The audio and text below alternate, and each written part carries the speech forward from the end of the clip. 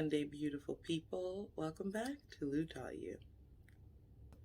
I'm sure everyone is aware that times are getting real, gas is getting high, and it makes you not want to go anywhere. But, life continues and things have to get done. So I'm just here to give just a couple of tips on how to save a couple of dollars at the pump. One of the first ways that we can save on gas is not driving as much. I know in some cities it is a little harder than others, but in a place like New York, which is very walkable, it's a whole lot easier to do. Sometimes you just have to make time. Like when I have to take my kids to school in the morning, just wake up 10 minutes earlier, and then that will save along the course of the week. Certain quick errands, maybe you have a corner store around you, or you can combine trips so that it's not, every time you need one thing, you have to get into the car. So try to strategize, or places that are close to each other. In certain mall areas or shopping strips, you can hit up multiple places without having to get in your car every time. To minimize is the people you're around, biking, especially if you're around co-workers, or just for people going to school, taking public transportation hours. It's worth trying. I know in the times of COVID, maybe we still don't want to be next to people like that, and save that people have been doing it and have been to fine. Minimize so that's the people you're around. That makes sense for you. You should definitely try it. Or co-workers, minimize or for people going to school, certain hours. It's worth trying. Co-workers, alternating for people going to school, when certain hours. And, it's worth trying. Alternating to minimize when the people you're around, and carpooling if you're around.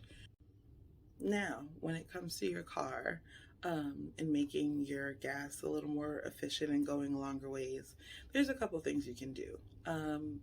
I recently just took a road trip, and let me tell you, the extra bodies and weight in the car, I could feel it even in trying to accelerate and things like that. So minimizing the things you keep in your car. I know a lot of people like to keep stacks of water in their car, or just a whole bunch of junk. That adds on to it. So try to minimize that.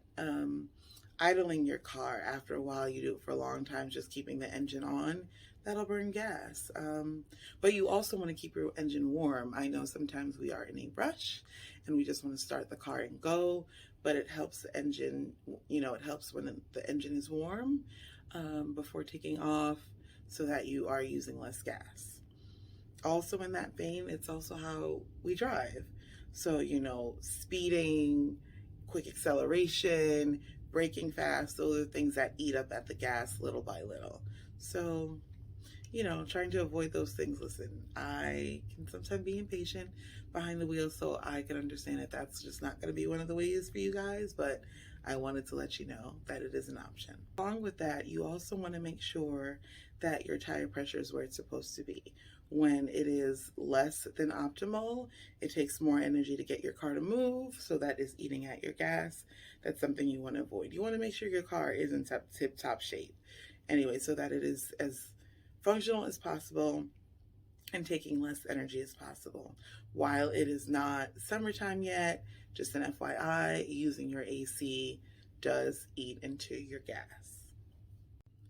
I'm sure you may already do it, but pay attention to the times of day that you drive. Obviously, if you work like a 9 to 5, you have no choice. You're going to catch rush hour anyway. But if you have the option, pay attention to sometimes 30 minutes can make the difference into smooth driving, or having to stop and go in the middle of traffic, which eats at your gas too, and takes more energy. So if you can avoid certain areas or certain times of driving, that'll go a long way. Lastly, how you pay for your gas can differ in many ways. Some gas stations, you get a bigger discount if you pay for cash. So sometimes, if you remember, it's time to fuel, it can be 10 cents, 15 cents cheaper just by having gas. But alternately, there are some, credit cards that give you cash back when it comes to fueling. I know with my Chase card, it does. I know some American Express, it does. that you win that way, but you just make sure you pay off your balance. Otherwise, paying the interest might not make it worth it. I know places like Shell, Exxon, BP, they have rewards programs. So I know for like, I have T-Mobile on Tuesdays, they give me 10 cents off. So I make sure I put in those rewards. But a lot of other places have rewards too. And sometimes if you have credit cards with them, you can get up to 50 cents, or buying certain items gives you cents off the gallon. So that is a wonderful and amazing way to save. Along with that, you have apps that will tell you how much gas is. You can also use Google Maps. They will let you know in a certain radius how much gas costs. So sometimes you might want to consider, along your route in your regular driving, maybe by work is cheaper than it is by your home. Places like BJ's, they also have cheaper gas. So if you are a member or know someone, that might be a cost-effective way in getting cheaper gas.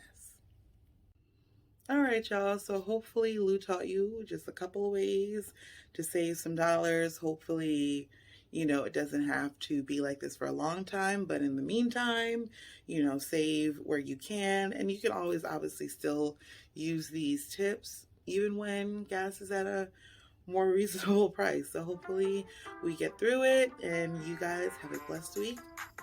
Till next time.